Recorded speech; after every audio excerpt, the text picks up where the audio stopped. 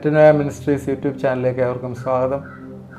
കഴിഞ്ഞ ദിവസങ്ങളിലൊക്കെ നമ്മൾ പിശാച് നമ്മളെ തെറ്റിച്ചുകൊണ്ട് പോകുന്ന വിധങ്ങളെക്കുറിച്ച് ചിന്തിക്കുകയായിരുന്നു. ഏകദേശം 15 എപ്പിസോഡോളം വിവിധ രീതിയിലെ പിശാച് നമ്മളെ തെറ്റിക്കുന്ന വിധങ്ങൾ നമ്മൾ സംസാരിച്ചു. കഴിഞ്ഞ ദിവസം രോഗങ്ങൾ പിശാച് കൊണ്ടുവരുന്ന കാര്യവും ഒക്കെ നമ്മൾ പറഞ്ഞത്. നിങ്ങൾ ആരെങ്കിലും ഇത് കാണാതെ വിട്ടുപോയിട്ടുണ്ടെങ്കിൽ പ്രീവിയസ് ആയിട്ടുള്ള എപ്പിസോഡുകൾ എടുത്ത് കാണുകയും അനുഗ്രഹിക്കപ്പെടുകയും ചെയ്യണമേ എന്ന് പ്രത്യേകം നിങ്ങളോട് അപേക്ഷിക്കുന്നു. ഇന്ന് നമ്മൾ പൈശാചിക പ്രവർത്തനങ്ങളുമായിട്ട് ബന്ധപ്പെട്ട് നമ്മുടെ ജീവിതങ്ങളിലെ അഫക്റ്റ് ചെയ്യാൻ സാധ്യതയുള്ള ഒരു കാര്യമാണ് പിശാച് കൊലപാതകൻ ആണ് എന്നുള്ള. കൊലപാതകം എന്ന് പറയുമ്പോഴേ അത് 10 കൽപ്പനയിലുള്ള ഒരു പ്രധാനപ്പെട്ട ഒരു കാര്യമാണ്. നമുക്കറിയാം, കുല ചെയ്യരുത് എന്ന് പറയാം. എന്നാൽ അവൻ കുല ചെയ്യാനായിട്ട് നമ്മളെ പ്രേരിപ്പിക്കുന്ന ഒരു കാര്യമാണ് ഇന്ന് നമ്മളെ ചിന്തിക്കുന്നത്.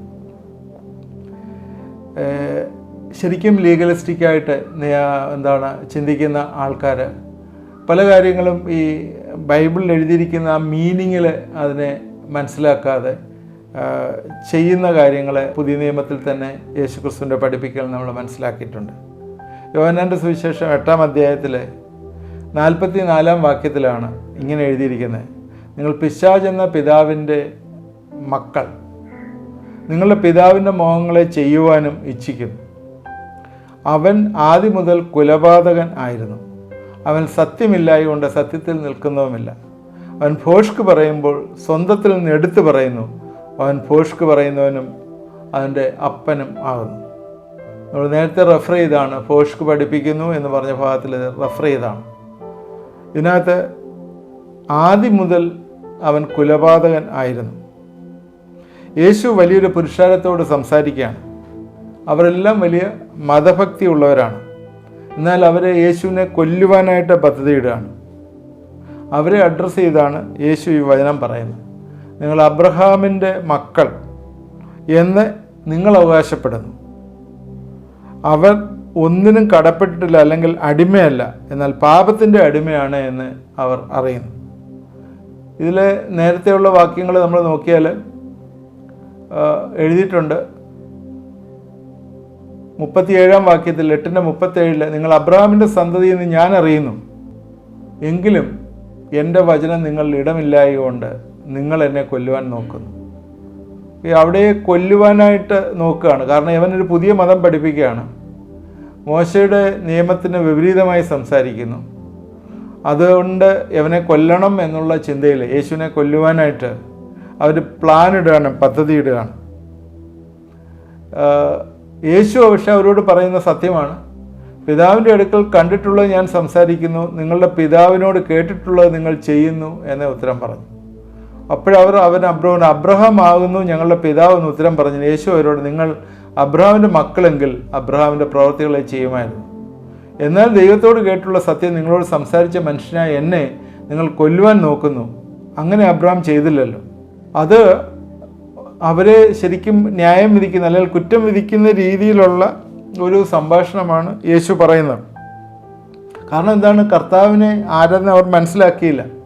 41 വാക്യങ്ങളിൽ വീണ്ടും അത് കാണുന്നുണ്ട്. നിങ്ങളുടെ പിതാവിൻ്റെ പ്രവൃത്തികളെ നിങ്ങൾ ചെയ്യുന്നു എന്ന് പറഞ്ഞു.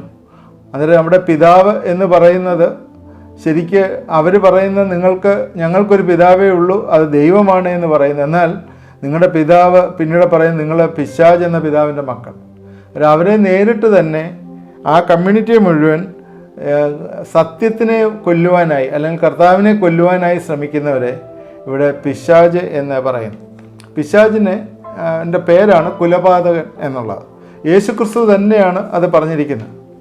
ഇന്നും ഇത് നടക്കുന്നില്ലേ നമ്മുടെ സമൂഹത്തിൽ? സ്നേഹത്തെക്കുറിച്ച് സംസാരിക്കുമ്പോൾ മതം മാറ്റം എന്ന് പറഞ്ഞ് പാസ്റ്റർമാരെ കൊല്ലാനായിട്ട് ശ്രമിക്കുന്നില്ലേ? യേശുവിൻ്റെ വഴികൾക്ക് എന്താണ് ഇത്രയും പീഡനം? അതിനെക്കുറിച്ച് നിങ്ങൾ ആലോചിച്ചിട്ടുണ്ടോ? ഒരുവൻ ക്രിസ്തുവിലായാൽ അവൻ്റെ മനസ്സിന് രൂപാന്തരം വരും. എന്നാൽ അത് പിശാച് സമ്മതിക്കുകയില്ല. കാരണം അവൻ്റെ ബറ്റാലിയനിൽ നിന്ന്, അവൻ്റെ സൈന്യത്തിൽ നിന്ന് ഒരാൾ പോകുന്നത് അവന് ഇഷ്ടപ്പെടത്തില്ല. അതുകൊണ്ട് അവൻ എന്തു ചെയ്യും? അവൻ കൊലപാതകനാകാൻ ശ്രമിക്കും. അതുകൊണ്ട് ആര് ഇത് പ്രൊമോട്ട് ചെയ്യുന്നു? ഈ വിശ്വാസം അല്ലെങ്കിൽ യേശുക്രിസ്തുവിലുള്ള രക്ഷ ആര് പ്രൊമോട്ട് ചെയ്യുന്നു അവർക്കെല്ലാം എതിരായിട്ട് പ്ലോട്ടുകൾ ഉണ്ടാക്കി അവരെ കൊല്ലുവാൻ ശ്രമിക്കും. ഇതിപ്പോഴേ തുടങ്ങിയതല്ല. യേശുക്രിസ്തുവിൻ്റെ സമയത്ത് അതിനു മുമ്പ് തന്നെ പ്രവാചകന്മാരെ എല്ലാം അതുപോലെ പീഡിപ്പിച്ചാണ്. ദൈവത്തിൻ്റെ കാര്യം പറയുകയും മനുഷ്യരെ നീതിയിലേക്ക് നയിക്കുകയും നടത്തുന്നതും ചെയ്യുന്നവരെ പിശാച് ആദ്യം മുതൽ കുലപാതകയായിരുന്നതുകൊണ്ട് അവൻ അത് അന്ന് തൊട്ടേ തുടർന്നുകൊണ്ടേയിരിക്കുന്നു. ഇപ്പോഴും അത് തുടർന്നുകൊണ്ടിരിക്കുന്നു, ഇനിയും അത് തുടരും. അതുകൊണ്ട് നമുക്കൊരിക്കലും ഈ സുവിശേഷം അറിയിക്കുന്നവർക്ക് പീഡനം ഇല്ലാതെ ഇരിക്കുകയില്ല, അല്ലെങ്കിൽ പീഡനം വരികയില്ല എന്ന് നമുക്ക് പഠിപ്പിക്കാൻ പറ്റുകയില്ല. കാരണം പിശാചാണ് ഇവിടെ ഇൻവോൾവ് ചെയ്യുന്നത്. 1 പത്രോസ് 2-ാം അധ്യായത്തിൻ്റെ 7-8 വാക്യങ്ങളിൽ വിശ്വസിക്കുന്ന നിങ്ങൾക്കൊരു മാന്യതയുണ്ട്. വിശ്വസിക്കാത്തവർക്കോ വീട് പണിയുന്നവർ തള്ളിക്കളഞ്ഞ കല്ല് തന്നെ മൂലക്കല്ലും ഇടർച്ചക്കല്ലും തടങ്കൽ പാറയുമായി തീർന്നു. അവർ വചനം അനുസരിക്കായാൽ ഇടറിപ്പോകുന്നു, അതിനെ വെച്ചുമിരിക്കുന്നു. പത്രോസിലൂടെ പറയുന്ന യേശുക്രിസ്തു പ്രഷ്യസ് ആണ്, യേശുക്രിസ്തു വാല്യുബിളാണ്, അവൻ ഡിസൈറബിളാണ്, അവന് ഏറ്റവും മനോഹരമാണ് എന്നുള്ളത്.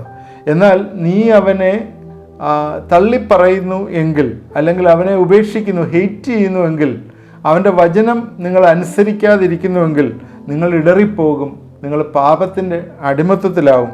പാപം മരണത്തിലേക്ക് നയിക്കുന്നു എന്ന് നമ്മൾ മനസ്സിലാക്കുക. ആദാമി പാപത്താൽ മരണം ലോകത്തിലേക്ക് കടന്നു. ദൈവത്തിൻ്റെ പദ്ധതിയായ ജീവൻ, അതിനുവേണ്ടി ദൈവം അനാദികാലത്തിൽ തന്നെ ദൈവം പ്ലാൻ ചെയ്തിട്ട് മനുഷ്യനെ വീണ്ടെടുക്കാൻ, ആ അനാദിയായിട്ടുള്ള ദൈവത്തിൻ്റെ നിർണയം അവൻ കശാപ്പ് ചെയ്യാനായിട്ട് ശ്രമിക്കുന്നു. Death is bought by Satan. മരണം, പാപം മരണത്താൽ കടന്നു, ലോകത്തിലേക്ക് കടന്നു. എന്നാൽ ഈ മരണം എന്ന് പറയുന്നത് നമ്മുടെ ആദിമ പിതാക്കന്മാരായിട്ടുള്ള ആദിമ പേരൻസ് ആയിട്ടുള്ള ആദാം വഴിയും ഹവ്വ വഴിയുമാണ് ഈ ലോകത്തിലേക്ക് കടന്നത്. അങ്ങനെയാണ് അവർ ഈൽഡ് ചെയ്തുകൊണ്ടാണ് മരണത്തിൻ്റെ അധികാരം സാത്താൻ്റെ കയ്യിൽ കിട്ടിയത്. ദൈവം തന്നെ നിത്യജീവനാണ്. ഈ വിവരം, ദൈവം നൽകുന്ന നിത്യജീവൻ നമ്മൾ പ്രാപിക്കാതിരിക്കാൻ ഓരോ തരം കള്ളത്തരങ്ങൾ പറഞ്ഞ് അവന് ഓരോ കള്ളം പറഞ്ഞ് ഇത് അടിച്ചു മാറ്റുകയാണ്. ഇന്നും അവൻ കള്ളം പറഞ്ഞ് ആയിരക്കണക്കിന് ആളുകളെയല്ലേ നശിപ്പിച്ചുകൊണ്ടിരിക്കുന്നത്. നമുക്കറിയത്തില്ലേ, ഗർഭപാത്രത്തിൽ വെച്ച് തന്നെ കുഞ്ഞുങ്ങളെ കൊന്നു കളയുന്നില്ലേ? മാനുഷിക മരണം, മനുഷ്യനെ കൊല്ലുന്നതോ അല്ലെങ്കിൽ മർഡർ ചെയ്യുന്നതോ ആദ്യമായിട്ട് ബൈബിൾ റിപ്പോർട്ട് ചെയ്തിരിക്കുന്നത് ഉൽപ്പത്തി പുസ്തകം 4-ാം അധ്യായത്തിലാണ്. അവിടെ ശരിക്കും പറഞ്ഞാൽ ഒരു റിലീജിയസ് മർഡർ, മതപരമായ ഒരു മർഡറാണ്.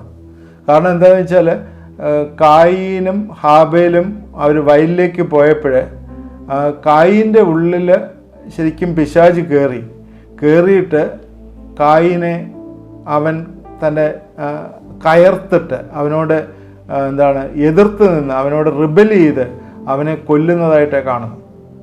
അതിൻ്റെ കാരണം ഒരു റിലീജിയസ് ഓഫറിങ്ങുമായിട്ട് ബന്ധപ്പെട്ടാണ്. നമുക്കറിയാം, ഹാബേൽ ദൈവത്തിന് പ്രസാദമുള്ള യാഗം കഴിച്ചു, എന്നാൽ കായീൻ അത് ഇഷ്ടപ്പെട്ടില്ല. ഉടൻ തന്നെ കായീനെ ആ കുടുംബത്തിലെ ആദ്യത്തെ കൊലപാതകം അവിടെ ചെയ്യുന്നു.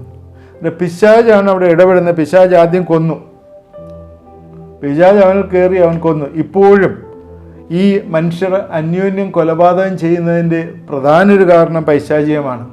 ആത്മീയ മരണം സംഭവിച്ചവർ ശാരീരിക മരണത്തിന് വേണ്ടിയുള്ള പരക്കം പാച്ചിലേക്ക് പോകുന്നു. പ്രത്യേകിച്ച് ആത്മീയ മരണവും ഒരു കൊലപാതകമായിട്ട് നമുക്ക് ചിന്തിക്കാം. കാരണം ആത്മാവിനെ നശിപ്പിച്ച് കളഞ്ഞു കഴിഞ്ഞാൽ എറ്റേണൽ ഡെത്താണ് വരുന്നത്. അതൊരു ശരിക്കും പറഞ്ഞാൽ നമുക്ക് ഈ ലോകത്തിൽ വെച്ച് യേശുവിനെ രക്ഷകനും കർത്താവുമായി സ്വീകരിക്കാൻ പറ്റുന്ന ഒരു സമയം നമ്മൾ വേസ്റ്റാക്കി കളഞ്ഞാൽ നമ്മുടെ ആത്മാവിന് നിത്യനാശം വരികയും അതിന് ഒരു രീതിയിൽ പറഞ്ഞാൽ നിത്യജീവൻ നമുക്ക് നഷ്ടപ്പെടുത്തി കളയുകയും ചെയ്യുകയാണ്. അതൊരു ആത്മീയ മരണമാണ്. അതിനും കാരണം ആരാണ്? പിശാച് തന്നെയാണ്. അതുപോലെ തന്നെ ശാരീരിക മരണം, മനുഷ്യനെ ദീർഘായുസോടുകൂടി ദൈവത്തിൻ്റെ സന്നിധിയിൽ എന്നേക്ക് നിലനിൽക്കേണ്ട മനുഷ്യനെ അവൻ തെറ്റിച്ചു കൊണ്ടുപോയി, അവൻ പാപം ചെയ്തു, ദൈവതേജസ്സ് നഷ്ടപ്പെട്ടു, അവന് ശാരീരിക മരണം വന്നു എന്ന് കാണുന്നു. ഈ കായീനും ഹാബേലും തമ്മിലെ സഹോദരങ്ങളാണ്. ഈ സഹോദരങ്ങളെ ദൈവം പറഞ്ഞിരിക്കുന്ന അവർ അന്യോന്യം സ്നേഹിക്കണമെന്നാണ്.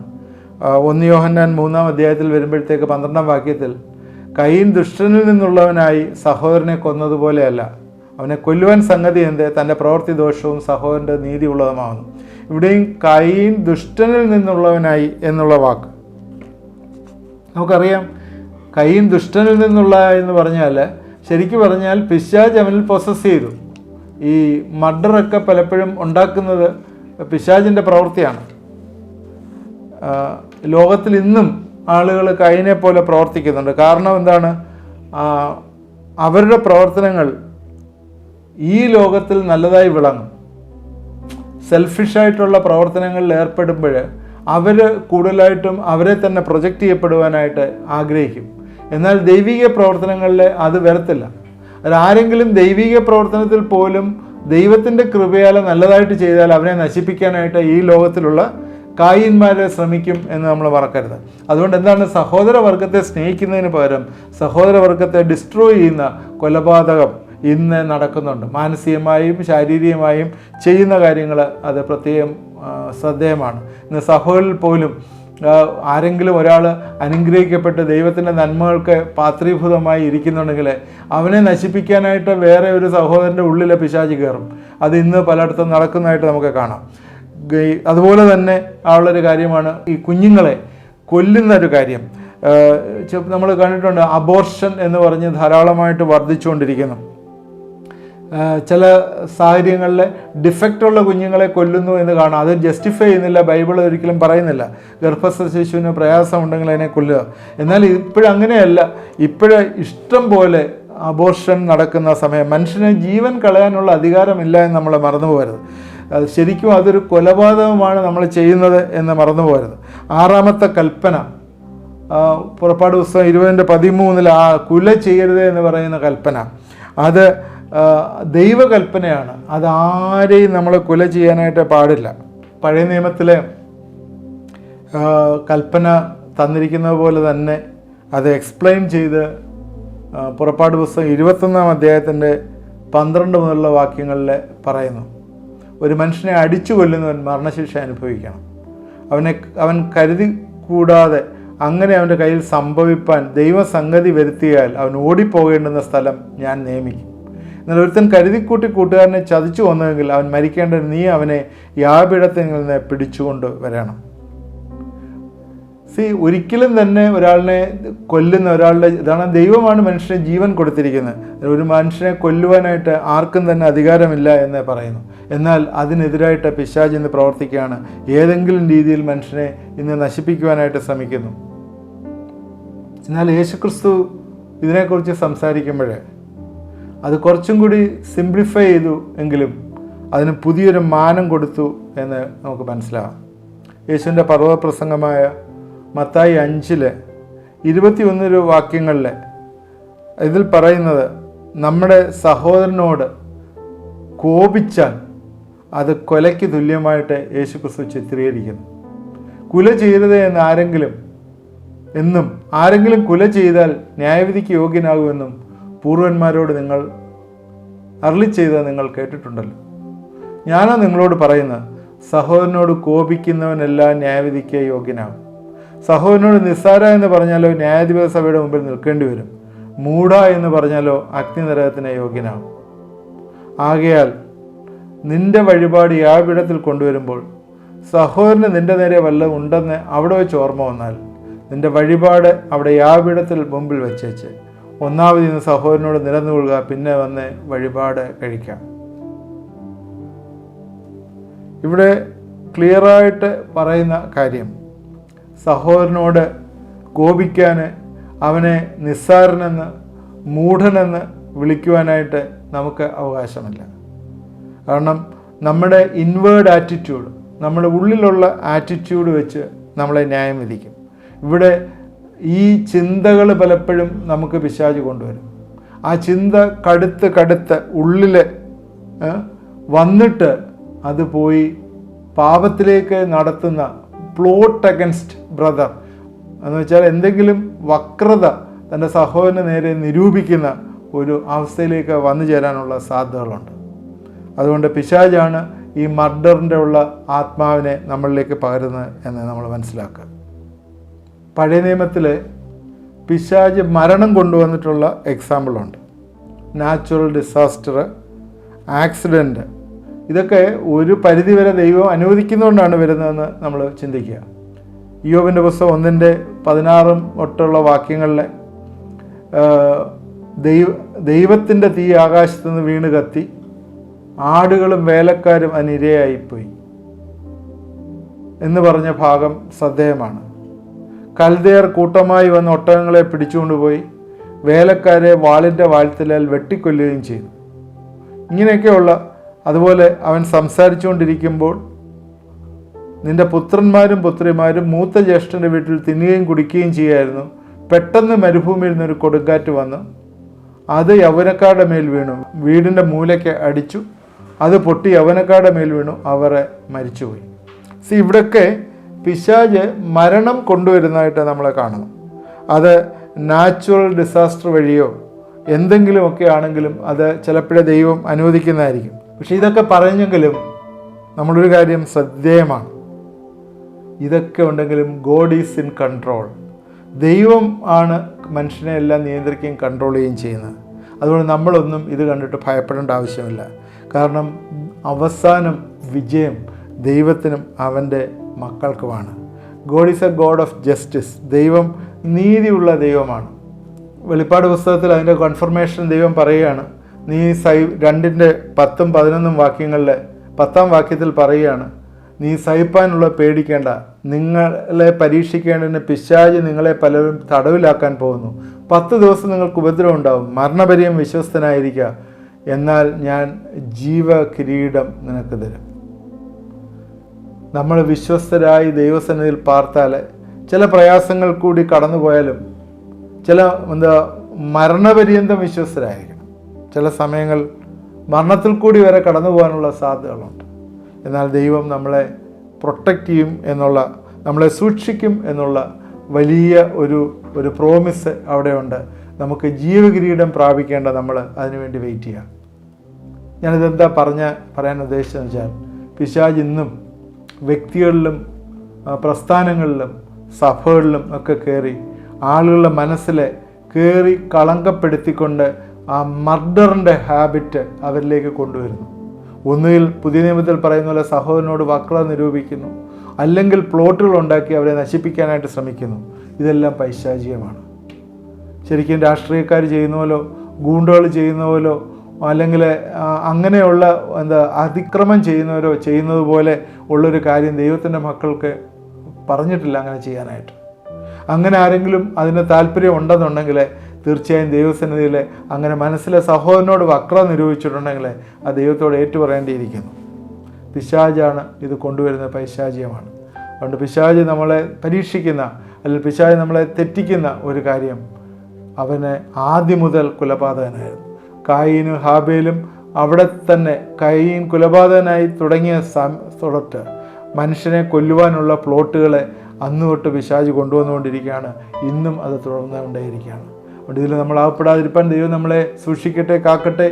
ഈ ദൈവിക പ്രമാണത്തിൽ വിശ്വസിക്കാത്ത ആരെങ്കിലും എന്നെ കേൾക്കുന്നുണ്ടെങ്കിൽ ദൈവിക സന്നിധിയിൽ തന്നെ വിനയപ്പെടുത്തുകയും കർത്താവിൻ്റെ സന്നിധിയിൽ തന്നെ സമർപ്പിക്കുകയും ചെയ്താൽ ദൈവിക അനുഗ്രഹങ്ങളും ദൈവത്തിൻ്റെ കൃപയും അവൻ്റെ പരിശുദ്ധാത്മാവിൻ്റെ കൺട്രോളും നമ്മുടെ ജീവിതങ്ങളിൽ വന്നു ചേരും. ദൈവം അതിനായിട്ട് നമ്മളെ സഹായിക്കട്ടെ. പ്രാർത്ഥിക്കാം. ദൈവമായ കർത്താവെ, ഈ രാത്രികാലം എൻ്റെ കരങ്ങളിലേക്ക് ഞങ്ങളെ ഏൽപ്പിച്ച് പ്രാർത്ഥിക്കുന്നു. എന്നും ആദ്യം മുതൽ പിശാച് ഒരു കുലപാതകനായി ഇരിക്കുന്നത് പോലെ ഇന്നും അവൻ അങ്ങനെ തന്നെ ഇരിക്കുന്നു എന്ന് ഞങ്ങൾ മനസ്സിലാക്കുന്നു. പുതിയ നിയമത്തിലേക്ക് വരുമ്പോഴേ സഹോദരന് നേരെ കർത്താവെ കോപിക്കുന്നവനെ, നിസ്സാര എന്ന് പറയുന്നവൻ, മൂഢ എന്ന് വിളിക്കുന്നവൻ, വക്രത നിരൂപിക്കുന്നവൻ, അവർക്കെല്ലാം ജഡ്ജ്മെൻ്റ് ഉണ്ട് എന്ന് കർത്താവ് പറഞ്ഞല്ലോ. ദൈവമേ, ഞങ്ങളുടെ സഹോദരങ്ങളെ സ്നേഹിപ്പാനായിട്ട് ഞങ്ങളെ നീ പഠിപ്പിക്കണമേ എന്ന് പ്രാർത്ഥിക്കുന്നു. ഇന്നും കർത്താവെ, പല രീതിയിൽ സഹോദരന് ദോഷം വരുത്തുന്ന കർത്താവെ ചിന്തകൾ മനസ്സിൽ വരുമ്പോഴേ അതൊക്കെ ക്രൂശിക്കപ്പെടുവാനും കർത്താവിൽ സമർപ്പിക്കപ്പെടുവാനും കർത്താവെ ഇടവരുത്തണമേ എന്ന് പ്രാർത്ഥിക്കുന്നു. എന്നെ കേട്ടുകൊണ്ടിരിക്കുന്ന ചിലരൊക്കെ ചില രോഗങ്ങളിലെ കൂടി കടന്നു പോകുന്നു. പ്രത്യേകിച്ച് സ്പൈനൽ കോഡിൻ്റെ പെയിനായിട്ട് നൂറിനെ ഇരിക്കാൻ വയ്യാതെയും നടുവിന് വേദനയായിരിക്കുന്ന ചില ആളുകളെ ദൈവം കാണിച്ചു തരുന്നു. ഇന്ന് ദൈവത്തിൻ്റെ ആത്മാവ് പറയുകയാണ്, നിങ്ങൾ വിശ്വാസത്തോട് ഏറ്റെടുത്ത് പ്രാർത്ഥിക്കുന്നുണ്ട്, നിങ്ങളുടെ വലിയൊരു റിലീസ് എന്ന കർത്താവ് നിങ്ങളുടെ ജീവിതങ്ങളിലേക്ക് കൊണ്ടുതരും. എല്ലാ പ്രയാസങ്ങളും, നടുവിൻ്റെ എല്ലാ പ്രയാസങ്ങളിൽ നിന്നും ദൈവം വിടുവിക്കുകയും നിങ്ങൾക്ക് സ്വസ്ഥമായി ഇരുന്ന് ജോലി ചെയ്യാനായിട്ട് ദൈവം കൃപ തരികയും ചെയ്യും. പെടലിക്കുള്ള വേദന, കഴപ്പ് അനേക നാളുകളായിട്ട് പലതരമായിട്ടുള്ള എണ്ണകൾ ഇടുന്നു, എന്നാൽ അതൊന്നും സൗഖ്യമില്ല. ഈ ദിവസങ്ങളിൽ ദൈവം അതിനെ കൃപ തരട്ടെ, സഹായിക്കട്ടെ എന്ന് പ്രാർത്ഥിക്കുന്നു. എന്നോട് ചേർന്ന് പ്രാർത്ഥിക്കുമോ? പ്രത്യേകിച്ച് ക്യാൻസർ പ്രയാസങ്ങളിലിരിക്കുന്ന ചിലരെ ഇത് ശ്രദ്ധിക്കുന്നു. ദൈവത്തിൻ്റെ വലിയ കരുണ നിങ്ങളുടെ മേൽ ഇരിക്കട്ടെ എന്ന് പ്രാർത്ഥിക്കുന്നു. മുഴകൾ യേശുവിൻ്റെ നാമത്തിൽ അപ്രത്യക്ഷമായി പോകട്ടെ എന്ന് പ്രാർത്ഥിക്കുന്നു. അതുപോലെ ചില പ്രയാസങ്ങൾ ക്യാൻസറുമായിട്ട് ബന്ധപ്പെട്ട് അതിൻ്റെ സൈഡ് എഫക്റ്റിലെ ചില പ്രയാസങ്ങൾ, കീമോ ഒക്കെ കഴിഞ്ഞ് സൈഡ് എഫക്റ്റിലെ ചില പ്രയാസങ്ങൾ ഇരിക്കുന്നവരെ പൂർണ്ണമായിട്ടുള്ള വിടുതൽ ഇന്ന് കർത്താവ് കൊടുക്കുന്നു. ദൈവത്തിൻ്റെ കരങ്ങളിലേക്ക് നിങ്ങളെ ഒന്ന് വിനയപ്പെടുത്തി പ്രാർത്ഥിക്കുമോ? കർത്താവേ, നീ തന്നിരിക്കുന്നതിൻ്റെ വചനം കർത്താവേ ഈ ജനത്തിൻ്റെ മേൽ ഞങ്ങൾ അയക്കുന്നു. വലിയ സൗഖ്യം കർത്താവേ കൊടുക്കണമേ, സഹായിക്കണമേ എന്ന് പ്രാർത്ഥിക്കുന്നു. പ്രാർത്ഥന കേട്ടോർത്ത് സ്തോത്രം. യേശുവിൻ്റെ നാമത്തിൽ പ്രാർത്ഥിക്കുന്നു, കേൾക്കുമാറാകണമേ. ആമേൻ. തുടർന്ന് നിങ്ങളിത് വാച്ച് ചെയ്യണം. പിശാച് മനുഷ്യനെ തെറ്റിക്കുന്ന വിധങ്ങളെക്കുറിച്ചാണ് പറയുന്നത്. ഇത് നിങ്ങളുടെ ഫ്രണ്ട്സിന് ഷെയർ ചെയ്ത് കൊടുക്കുക, നിങ്ങളുടെ അഭിപ്രായങ്ങൾ അതിൽ അറിയിക്കുക. അതുപോലെ ആദ്യമായിട്ട് കാണുന്നവർ സബ്സ്ക്രൈബ് ചെയ്യുക. എന്തെങ്കിലും പ്രയർ റിക്വസ്റ്റ് ഉണ്ടെങ്കിൽ അതിൽ പറയുന്ന വാട്സാപ്പ് നമ്പറിൽ അയച്ചു തന്നാൽ നിങ്ങൾക്ക് വേണ്ടി പ്രാർത്ഥിക്കുന്നതാണ്. ദൈവം നമ്മളെല്ലാവരെയും അനുഗ്രഹിക്കട്ടെ.